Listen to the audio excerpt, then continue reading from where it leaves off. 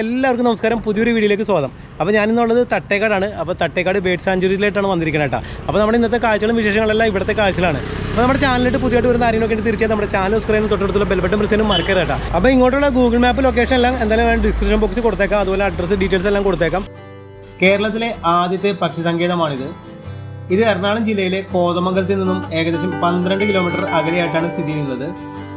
ഏകദേശം 25 കിലോമീറ്റർ ആണ് ഈ ഒരു സങ്കേതത്തിൻ്റെ വിസ്തൃതി. അപ്പോൾ അവരുടെ പാർക്കിംഗ് ഏരിയയൊക്കെ ഈ ഭാഗത്തായിട്ടാണ് വരുന്നത് കേട്ടോ. കുറേയധികം വണ്ടികൾ പാർക്കാനുള്ള സൗകര്യമൊക്കെ ഉണ്ട്. പിന്നെ ഫുഡ് കഴിക്കാനുള്ള സെറ്റപ്പും ഈ ഭാഗത്തുണ്ട് കേട്ടോ. ഹോട്ടൽസൊക്കെ ഉണ്ട് ഇവിടെ. ഇത് മേളിലായിട്ടുണ്ട്. ഇവിടുത്തെ ടിക്കറ്റ് നിരക്ക് വരുന്നത് മുതിർന്നവർക്ക് 50 രൂപയും കുട്ടികൾക്കാണെങ്കിൽ 45 രൂപയാണ്. അതുപോലെ തന്നെ പാർക്കിംഗ് ചാർജ് വരുന്നത് 2 വീലറിനാണെങ്കിൽ 10 രൂപയും കാറിനൊക്കെ ആണെങ്കിൽ 25 രൂപയാണ് വരുന്നത്. 1983 ഇത് ആരംഭിച്ചത്. ലോക പ്രശസ്ത പക്ഷിശാസ്ത്രജ്ഞനായിട്ടുള്ള ഡോക്ടർ സലീം അലി ഇന്ത്യയിലെ ഏറ്റവും സമ്പന്നമായ ഒരു പക്ഷി സങ്കേതം എന്നാണ് ഈ ഒരു സങ്കേതത്തെ വിശേഷിപ്പിച്ചിട്ടുള്ളത്.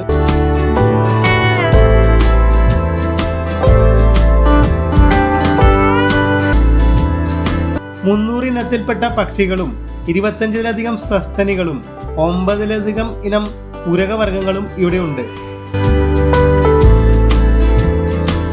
അപ്പോൾ ഇതിനകത്ത് നമ്മളിപ്പോൾ 2 തരത്തിലുള്ള പാമ്പിനെ കണ്ടിട്ടുണ്ട്. ഈ ഒരു കൂട്ടിനകത്ത് രാജപാമ്പാണെങ്കിൽ ഈ ഒരു കൂട്ടിൽ പെരുമ്പാമ്പാണുള്ളത്. ഇത്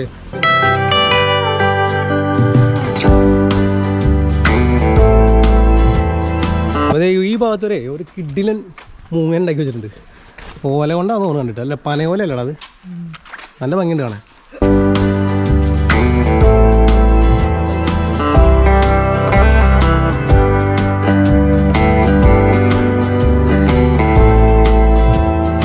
കിഡ്സ് പാർക്ക് ഈ ഒരു ഭാഗത്താണ് കേട്ടോ. അതെ ഇവിടെ ബോർഡൊക്കെ വെച്ചിട്ടുണ്ട്.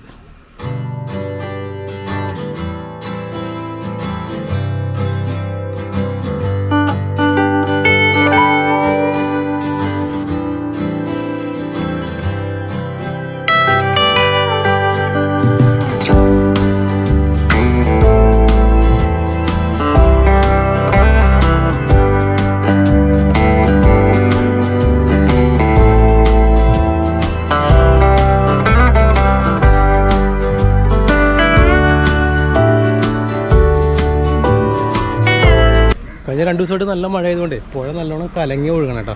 കണ്ടോ? പിന്നെ നമുക്ക് ഇവിടെ നിന്ന് മറ്റേ പാലമൊക്കെ കാണാം കേട്ടോ. ഈ ഭാഗത്ത് ആ പാലമൊക്കെ ഉണ്ട്. കണ്ടോ? തട്ടേക്കാട് പാലം.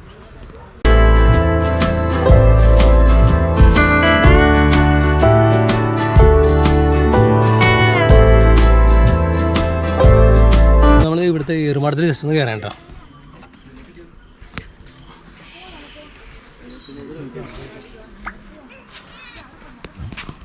അപ്പോൾ ഈ ഒരു മാടത്തിൽ ഇരിക്കാനുള്ള സെറ്റപ്പൊക്കെ ഉണ്ട് കേട്ടോ. നമ്മൾ റിലാക്സ് ചെയ്തിരിക്കാതെ കണ്ട നൈസായിട്ടുണ്ട്. Next experience പുഴയൊക്കെ കണ്ടുകൊണ്ടിരിക്കാം. അപ്പോൾ അത് ഫാമിലിയായിട്ട് വരികയാണെങ്കിൽ ശരിക്കും പറഞ്ഞാൽ അവർക്ക് ഫാമിലിക്ക് കുറേ നേരം അവിടെയൊക്കെ വർത്താനമൊക്കെ പറഞ്ഞിരിക്കാം. അങ്ങനെ കുറേ എത്ര വെയിലുണ്ടെങ്കിൽ പോലും അതൊന്നും ഇവിടെ കിട്ടുന്നില്ല. കുറേ കാഴ്ചകളൊക്കെ കണ്ടിരിക്കാം, പിള്ളേർക്ക് ഇവിടെ ഓടിക്കളിക്കാം, അങ്ങനെ കുറേ കാര്യങ്ങളൊക്കെ ഉണ്ട്. അതേപോലെ ഇവിടെ തന്നെ നമുക്ക് കുറേ സ്ഥലങ്ങളിൽ കസേരങ്ങളും കാര്യങ്ങളൊക്കെ അവർ ഇട്ടിട്ടുണ്ട്. ഇതുപോലത്തെ കുറേ ഐറ്റംസ് നമ്മൾ പല സ്ഥലങ്ങളും കാണുന്നുണ്ട്. ഈ മുള വെച്ചിട്ട് അതൊക്കെ കയറാൻ പറ്റുമോ അറിയില്ല, ഇടിഞ്ഞു പോകുമെന്ന് അറിയില്ല. ജസ്റ്റ് ഒന്ന് കയറി നോക്കട്ടെ. കൊള്ളാം. ഒടിഞ്ഞുറിങ്ങിയിരിക്കണ ഇപ്പോൾ വെള്ളത്തിൽ കിടക്കും. ഇങ്ങനെ ഈ തട്ടേക്കാടിൻ്റെ പല ഭാഗങ്ങളിലും നമുക്ക് ഇങ്ങനെ ഒരു സ്ഥലങ്ങളൊക്കെ കാണാം കേട്ടോ. അങ്ങോട്ടും ഇങ്ങോട്ടും നടക്കാനും. ശരിക്കും ഇവിടെ ബോട്ടിംഗ് ഉള്ള സമയത്ത് അവർക്ക് ബോട്ടിങ്ങിന് പോകാനുള്ള സെറ്റപ്പാണ് ഉണ്ടാക്കി ഇട്ടേക്കണത്. ആക്ച്വലി ഇവിടെ വെയിറ്റിംഗ് കോർണർ അങ്ങനെ സംഭവങ്ങളൊക്കെ ആണെന്ന് തോന്നുന്നു കണ്ടിട്ട്. പക്ഷേ നിലവിലിപ്പോൾ അവിടെ ബോട്ടിങ് കാര്യങ്ങളൊന്നും ലൈവല്ല. നിലവിൽ ഞങ്ങളിപ്പോൾ രാവിലെ വന്നുകൊണ്ടായിരിക്കട്ടെ. ചിലപ്പോൾ ശരിക്കും വൈകുന്നേരം ചിലപ്പോൾ ബോട്ടിങ് ഉണ്ടാവായിരിക്കും. ഞങ്ങൾക്ക് കറക്റ്റായിട്ട് അറിയില്ല. അതിൻ്റെ ഡീറ്റെയിൽസൊക്കെ കൂടി കൊടുത്തിട്ടുണ്ട്.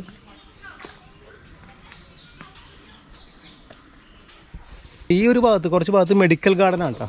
കുറേ ഔഷധ സസ്യങ്ങളും ചെടികളൊക്കെയാണ് ഈ ഭാഗത്ത് കുറച്ചുള്ളത്. അതിൻ്റെ ഡീറ്റെയിൽസ് എല്ലാം ഇവിടെ കൊടുത്തിട്ടുണ്ട്. നമ്മൾ എന്തായാലും ഇപ്പോൾ അങ്ങോട്ട് കയറുന്നില്ല.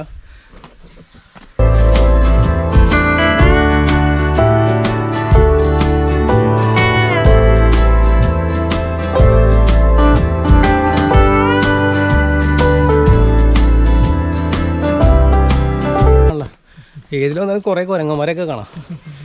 അറ്റാക്ക് ചെയ്യുമെന്ന് കറക്റ്റായിട്ട് അറിയില്ല, ഉണ്ടാവില്ല. അല്ലെങ്കിൽ പിന്നെ അവർ പറയേണ്ടതല്ലേ അല്ലേ. ഇവിടെയൊക്കെ ഉണ്ട് കുരങ്ങന്മാർ. മോനെ ഒന്നും ചെയ്യില്ല കേട്ടോ. പാവം ചേട്ടൻ പാവണം. ഇവനോടെ കടിച്ചോ. ഇവനത്ര പാവട്ടോ ഒന്നല്ല.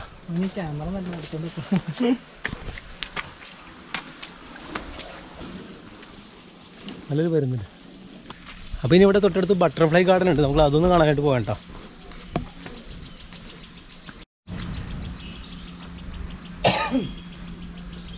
ക്രിയേറ്റിവിറ്റി കുറേ ഉണ്ട് കമ്പിയൊക്കെ കൊണ്ട്, മുള്ളമന്തി അല്ലേ. ഇപ്പം നിങ്ങൾ കണ്ടുകൊണ്ടിരിക്കുന്ന പക്ഷിക്കൂടെ കണ്ട, അവൻ പക്ഷിയുടെ കുഞ്ഞാണ് നമ്മുടെ ജേഴ്സി കയറിയിരിക്കുന്നുണ്ട്. ആ ഇത് കൊള്ളാം, ഒരു അപാര ആംബിയൻസ്.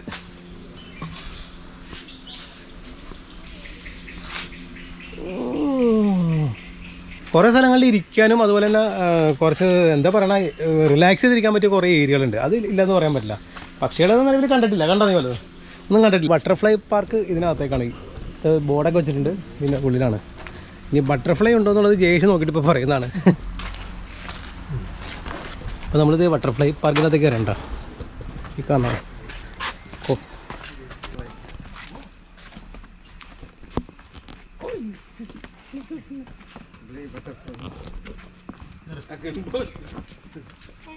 തന്നെന്ന് പറഞ്ഞാൽ വീഴൂടാ.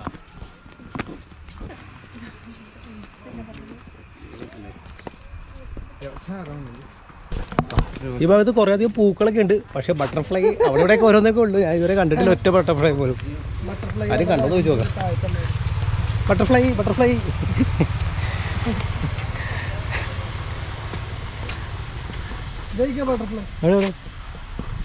ഓ ബട്ടർഫ്ലൈ, ഓ ബട്ടർഫ്ലൈ നീലക്കടവേ. ഒറ്റ ബട്ടർഫ്ലൈ കാണാനില്ല, നല്ല ഭംഗിയുണ്ട് ഇവിടെ കാണാം അല്ലേ. അതേ ഒരു ബട്ടർഫ്ലൈ.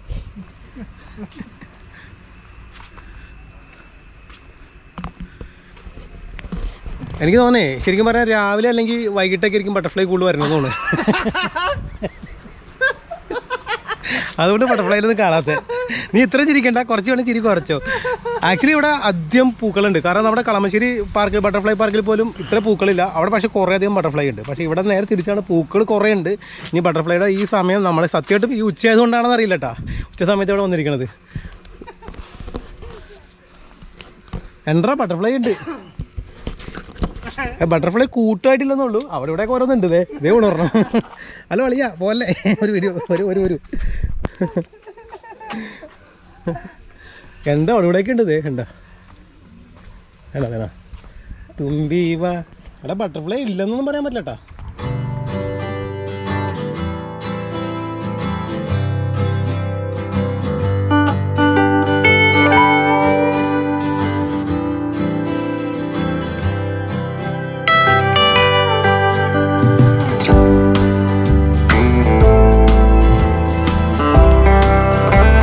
അപ്പോൾ പക്ഷികളെ കുറിച്ച് പഠിക്കാനായിട്ടൊരു കുറച്ച് സെറ്റപ്പ് ഈ ഭാഗത്തായിട്ടുള്ളത്, പക്ഷികളുടെ വിജ്ഞാന കേന്ദ്രം എന്നൊക്കെ പറഞ്ഞാണ്. ഇതിന് പക്ഷികളെ കുറിച്ച് ഡീറ്റെയിൽസ് കൊടുത്തിട്ടുണ്ട്. ഏതൊക്കെ ഇനം പക്ഷികളാണ് അല്ലെങ്കിൽ ഏതൊക്കെ തരത്തിലുള്ള പക്ഷികളാണെന്നൊക്കെ അറിയാനും അങ്ങനെയുള്ള കുറേ കാര്യങ്ങൾക്ക് വേണ്ടി പക്ഷി നിരീക്ഷകർക്ക് അതുപോലെ പക്ഷിയെക്കുറിച്ച് അറിയാൻ ആഗ്രഹിക്കുന്നവർക്ക് വേണ്ടി ഇവിടെ കുറേ വിശാലമായ പക്ഷിയുടെ ഡീറ്റെയിൽസ് ഇവിടെ കൊടുത്തിട്ടുണ്ട് കേട്ടോ. കൃഷ്ണപ്പരുന്ത് ഉൾപ്പെടെ മോതിര തത്ത. ഈ തത്ത ഏതാണെന്ന് നമ്മൾ തത്തയെ കാണാറുണ്ടെങ്കിൽ ഈ തത്ത ഏതാണെന്ന് അറിയില്ല. ഇത് മോതിര തത്തയാണ് ഇവിടെ വന്നപ്പോൾ മനസ്സിലായി. വരി ഉപ്പൻ.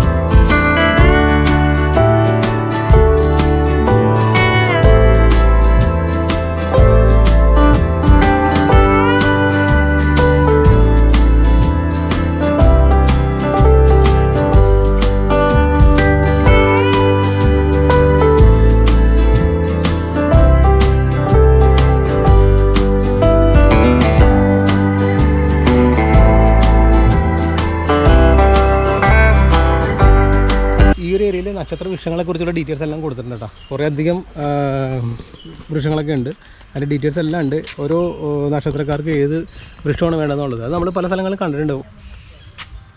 കുറച്ച് ദൂരം നല്ല അതിമനോഹരമായ നമുക്ക് ഈ മുളങ്കാടിൻ്റെ ഇടയിലൂടെ അതിന് മുളയെക്കുറിച്ച് അറിഞ്ഞ് മുളയെ പ്രകൃതി അടുത്തെറിഞ്ഞ് അങ്ങനെയൊക്കെ നടക്കാൻ കഴിയുന്നതാണ്. ഇവരിതൊക്കെ പറയുമ്പോൾ ചിരി വരുന്നുണ്ട്, കാരണം അവർ പ്രകൃതി അടുത്തറിയാൻ ആഗ്രഹമില്ല. അത് തന്നെ താഴെ ഒരു ലേക്ക് ഉണ്ട് കേട്ടോ. മെയിനായിട്ട് ആ ലേക്കിലോട്ടുള്ള യാത്രയാണ്. അപ്പോൾ പോകുന്ന വഴിയിൽ കുറേ മുളങ്കാടുകളുടെ ഇടയിലൂടെയാണ് പോകുന്നത് മാത്രമേ ഉള്ളൂ. ആ ദൂരെ ലേക്ക് കാണാം. ശരിക്കും ഫോട്ടോഷൂട്ടിനും അതുപോലെ വെഡ്ഡിങ് ഷൂട്ടിനൊക്കെ പറ്റിയൊരു ഏരിയ ഉണ്ടോ, നല്ല രസമുണ്ട്. പിന്നെ നീർപക്ഷിയുടെ ആവാസ വ്യവസ്ഥ എന്നൊക്കെ ഇവിടെ ബോർഡ് വെച്ചിട്ടുണ്ട്. അതുകൊണ്ട് എനിക്ക് മനസ്സിലായി ഇതേപോലെ കുറേ നീർപക്ഷിയൊക്കെ ഇരിക്കുന്നുണ്ട് കണ്ടാ. ചെറിയൊരു ഷട്ടറും ചെറിയൊരു ബണ്ട് ഇവിടെ റെഡിയാക്കിയിട്ടുണ്ട്. ഇതെന്താ ഉദ്ദേശിക്കണമെന്ന് അറിയില്ല. അപ്പോൾ ഈ ഒരു ഭാഗത്ത് ഒരു ചെക്ക് പോസ്റ്റിനെ തൊട്ടടുത്തായിട്ടേ നമുക്കൊരു ഏകദേശം ഒരു 100 മീറ്ററോളം കാടിനകത്ത് നടക്കാം, പക്ഷികളെയൊക്കെ വാച്ച് ചെയ്യാൻ പറ്റുമെന്ന് പറഞ്ഞത്. അപ്പോൾ ആ ഒരു ടിക്കറ്റ് എടുത്താൽ ഇവിടെ കാണിച്ചിട്ടുണ്ടെങ്കിൽ ഈ കാട്ടിൽ കൂടി നമ്മളെ കയറ്റി വിടുന്നതാണ് പറയുന്നത് കേട്ടോ. അപ്പോൾ നമുക്ക് ജസ്റ്റ് ഒന്ന് പോയി നോക്കാം. ആ കാണുന്ന ചെക്ക് പോസ്റ്റാണ്.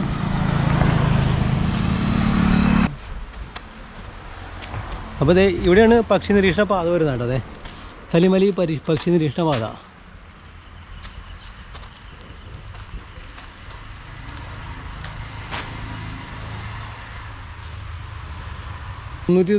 പക്ഷികളെ കണ്ടെത്തിയിട്ടുണ്ടെന്നാണ് ഇത് പറയണത്. ഇത് പലതിലും ഒരിക്കൽ മാത്രം കാണപ്പെടുന്ന ദേശാടന പക്ഷികളൊക്കെയാണെന്നാണ് ഇതിനകത്ത് എഴുതിയിട്ടുള്ളത്.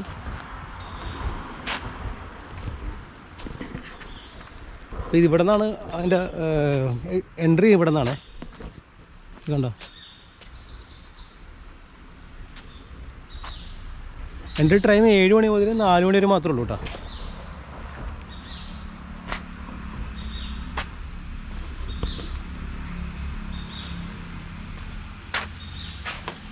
ചേട്ടാ അകത്തേക്ക് പോകുന്നത് തിരിച്ചു വരുന്നത് ഒറ്റ വഴിയാണോ? അകത്തേക്ക് പോയിട്ട് തിരിച്ചു തന്നെ വരും.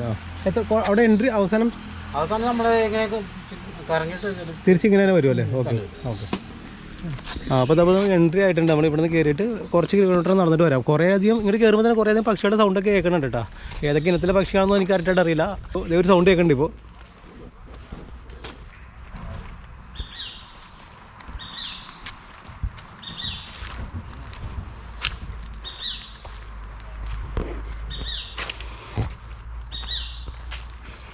മലമ്പുഴയ്ക്ക് വീഴാമല്ലാന്ന് തോന്നുന്നു.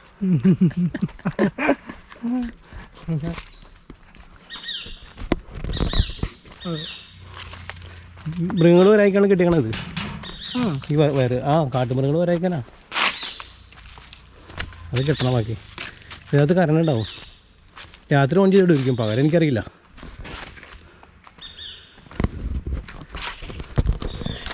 ഇത് ശരിക്കും ഒരു നൈസ് എക്സ്പീരിയൻസ് ആണ്. അവിടെ കണ്ടതിനെക്കാട്ടി എക്സ്പീരിയൻസ് കൂടുതൽ ഇവിടെയാണ്. കാരണം ഇത് ശരിക്കും നമുക്ക് കാട്ടിൽ നടക്കാം. ഇതേ മൃഗങ്ങൾ വരാതിരിക്കാനുള്ള ലൈനൊക്കെ കൂടെ കൊടുത്തിട്ടുണ്ട് കണ്ടോ. എന്തൊരു വലിയ പക്ഷി, വലിയ പക്ഷി. മലയണ്ണൻ അടിപൊളി. നല്ല വലിയൊരു മലയണ്ണൻ ആ ഒരു ഭാഗത്തുണ്ട് കേട്ടോ. നിങ്ങൾക്ക് ഇതിനകത്ത് ഗോപുരത്തിൽ കറക്റ്റായിട്ട് കാണാൻ പറ്റുമെന്ന് അറിയില്ല. പല സ്ഥലങ്ങളിലും പക്ഷികളുടെ സൗണ്ട് കേൾക്കുന്നുണ്ട്. ഇപ്പോഴും പക്ഷികളെ ഏതാണെന്ന് നമുക്കറിയില്ല. പക്ഷികളുടെ സൗണ്ട് കേൾക്കേണ്ട ഒന്നിനും കാണാൻ കഴിയുന്നില്ല ഇപ്പോൾ നിലവിൽ. എനിക്കിപ്പോൾ ഈ നമ്മുടെ കയ്യിലുള്ള ടൂൾസ് പോരെന്ന് ശരിക്കും പറഞ്ഞാൽ നല്ല ലെൻസുള്ള ഏതെങ്കിലും ക്യാമറയോ അല്ലെങ്കിൽ ബൈനാക്കുലറോ അങ്ങനെയുള്ള കാര്യങ്ങളൊക്കെ ഉണ്ടെങ്കിൽ നമുക്ക് ഈ ശബ്ദം കേൾക്കുന്ന ഭാഗത്തേക്ക് ഫോക്കസ് ചെയ്ത് നോക്കാം. അതല്ലാത്ത രീതിയിൽ നമ്മുടെ ക്യാമറ വെച്ചിട്ട് പക്ഷികളൊന്നും കാണാൻ പറ്റില്ല. ശബ്ദം കേൾക്കാൻ പറ്റും. പിന്നെ എന്തിനാണ് നീ ക്യാമറയൊക്കെ പിടിച്ച് പോയാൽ നിന്റെ ചിരിയെങ്കിലും കിട്ടട്ടെ, വീഡിയോയിൽ കണ്ടു.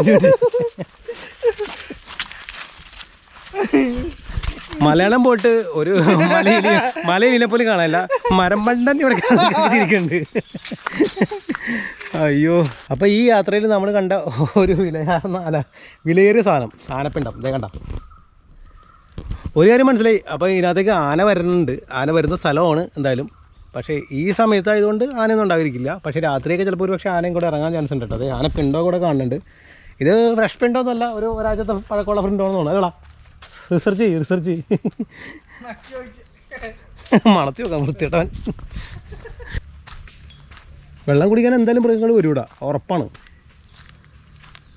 അപ്പോൾ കുറച്ച് ദൂരം നമ്മൾ നടക്കുമ്പോൾ ഇതുപോലെ ഈ ഒരു ഇതാണ് ടെറൈനാണ്. അതായത് കുറേ അധികം കാട്ടുചെടികൾ നല്ല രീതിയിലുണ്ട്. ഇത് തൊട്ടടുത്ത് തന്നെ ആ ഒരു ലേക്ക് തൊട്ടടുത്തുള്ള കാരണം ഉണ്ടോ ഇത്രയും വെള്ളം കുറേ ഭാഗത്ത് കെട്ടിക്കിടക്കണ്ടല്ലോ. അതുകൊണ്ടാണ് ഇത്രയധികം ചെടി ഇങ്ങനെ കാട്ടുചെടി. നമ്മുടെ എന്താ പറയണത്, എനിക്ക് തോന്നുന്നു വേറെ തരം ഒരു കണ്ടലാണെന്ന് തോന്നുന്നു. കണ്ടലാണെന്ന് എനിക്കറിയില്ല. അറിയാവുന്നവർ എന്തായാലും കമൻറ്റ് ഇട്ടേക്ക്. എനിക്കെന്താണെന്ന് അറിയില്ല. മുള്ളുള്ള കണ്ടല്. പോകുന്ന വഴിയിലെല്ലാം തടസ്സങ്ങളാണ്. ഇതൊക്കെ നമ്മൾ പതുക്കെ തള്ളി മാറ്റി വേണം പോകാൻ. തള്ളി കൊടുക്കുക. അപ്പോൾ നിങ്ങൾ വരുന്നവർ കഴിയുന്നവർ രാവിലെ തന്നെ വരും കേട്ടോ. അതിരാവിലെ വന്നാലേ കൂടുതൽ പക്ഷികളെ കാണാൻ പറ്റുള്ളൂ. ഈ സമയത്തൊക്കെ വന്നാൽ ഇപ്പോൾ ഞങ്ങൾ വന്നപ്പോൾ സത്യം പറഞ്ഞപ്പോൾ 1 മണി ഇവിടെ വന്നപ്പോൾ ഈ സമയത്ത് പക്ഷി പോയിട്ട് ഒരു എന്താ പറയുക ഒരു സാധനം പോലും ഈ ഭാഗത്തില്ല. അപ്പോൾ കഴിയുന്നതിന് അതിരാവിലെ തന്നെ വരിക. വന്നു കഴിഞ്ഞിട്ട് ഈ പക്ഷി നിരീക്ഷകർക്ക് പക്ഷിയെ പക്ഷിയെ കാണാൻ ആഗ്രഹിക്കുന്നവർ മാത്രം വന്ന കേട്ടോ. അല്ലാത്തവർ വന്ന ബോറിങ്ങാണ്. ദൈവനെയൊക്കെ പോലെ മോങ്ങണ്ട ഇതുപോലെ ഇരിക്കും. അപ്പോൾ ഞങ്ങൾ ഈ ഒരു വഴി പോയിട്ട് ഈ ഒരു വഴി തിരിച്ചു വന്നിട്ടാ. ഇടയ്ക്കൊന്നും ആരും നിൽക്കണ്ട, കാരണം റൗണ്ട് ഉണ്ട്, കറക്റ്റായിട്ട് പോയിട്ട് വരാൻ പറ്റും. അപ്പോൾ എന്തായാലും നല്ല കാഴ്ചകളൊക്കെയാണ്. പക്ഷേ നിർഭാഗ്യവശാൽ ഒറ്റ പക്ഷികളെ ഒന്നും കാണാൻ നമുക്ക് സാധിച്ചില്ല. പല ദൂര സ്ഥലത്തുനിന്ന് സൗണ്ടും കാര്യങ്ങളൊക്കെ കേട്ട് അടുത്തൊന്നും ക്ലോസപ്പിൽ കിട്ടിയിട്ടില്ല. ശരിക്കും രാവിലെ വന്നാലേ ഇതൊക്കെ കാണാൻ കഴിയുന്നുള്ളൂ. അപ്പോൾ നിങ്ങൾ വരുന്നവർ എന്തായാലും രാവിലെ തന്നെ വന്നാലേ മാക്സിമം എൻജോയ് ചെയ്യാൻ പറ്റുള്ളൂ.